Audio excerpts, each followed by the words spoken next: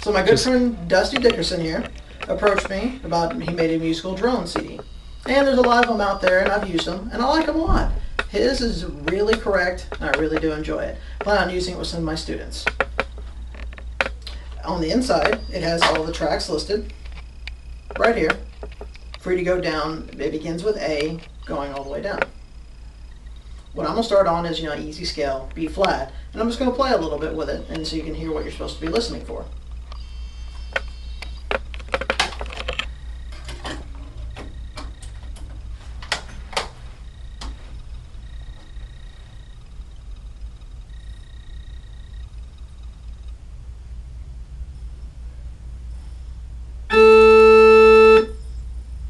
I think volume probably needs to go down. Volume's probably too loud. You don't think so? Okay. So I've got it put on everyone's favorite scale, B flat.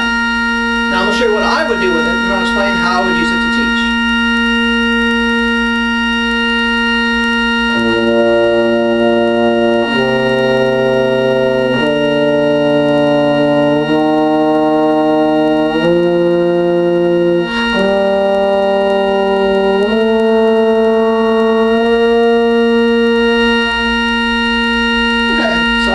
Slowly with my kids. I would play it very slowly with my kids and have them actually learn to tune. Most people you see will actually have a metronome or a tuner sitting right out, and they'll be sitting there tuning, and they're like, look, my horn's perfectly in tune. I'm like, I would say, no, your D is way out of tune, or your F is way out of tune. Well, my horn's tuned to B flat, and that's perfect, so what should I do? They don't realize that you need to actually listen to have all the notes in the scale play in tune. What you could do is have them pick what key the piece they're playing in, put it on the corresponding track on here, and just have them play the scale. Have them play the piece of music even if you want to. But first start them playing the scale very slowly, adjusting for each pitch. Whenever you play a D on a third, you obviously have to bring it up a little bit. When you're playing an F, you have to drop it a little bit. Kids don't understand this, and the best way to teach them is for them to listen. You can tell them about cents, how much to pull it in or drop it, cents every day, but that doesn't make any sense to a musician. What they really need to do is just hear it. What I would show them is particularly just do arpeggios, do B flat, D, F, and I do arpeggios with seventh so you can hear the A, hear the longing when it wants to resolve into the B flat. So once again.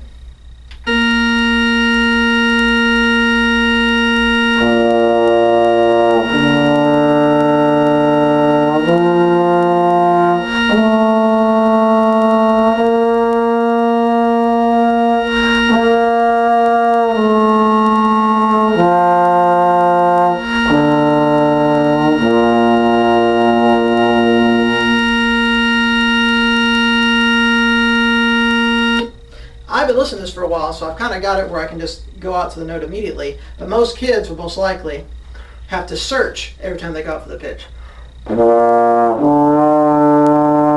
And encourage them to do that. It's going to sound wrong. Get them to get the sound waves to go away. Get them to actually listen instead of just sitting and looking at a tuner. So I'm actually going to demonstrate the idea that I'm talking about on a D, so the third of a B flat scale. What I would do with a child having them play, before they even have a chance to play, I would do this. Play the pitch, and then show them where the sweet spot is.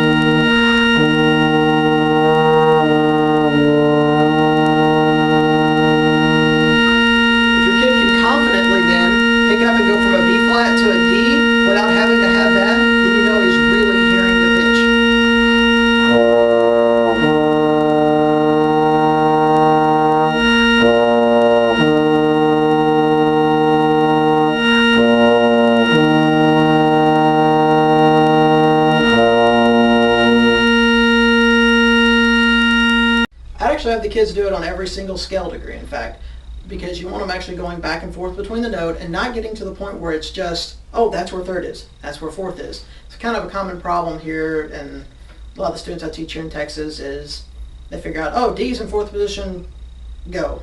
No, fourth position isn't real. It's always right in between this section. You want to be able to go through and get the pitch right. So I would do it with each scale degree. I'd even do it with some of these that are not scale degrees in it, because you can still hear the difference in the pitch going on.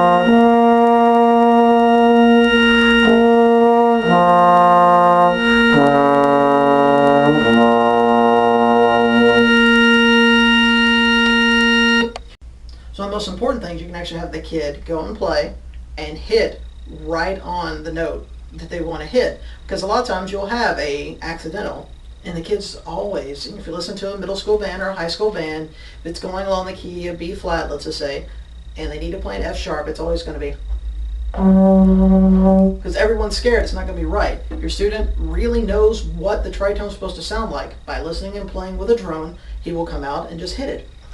So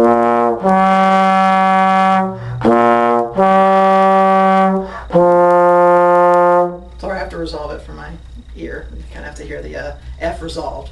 But also, this isn't just a mundane, boring, mind-numbing practice thing. You can actually find most of the pieces you're going to play are going to revolve around a key. You know, the David Concerto, the Saint-Saëns, any of them are going to be, put it in that key signature, play the piece. I'm just going to play just a little lick from maybe The Creation, which is in B flat. Now I'm not going into the hard part.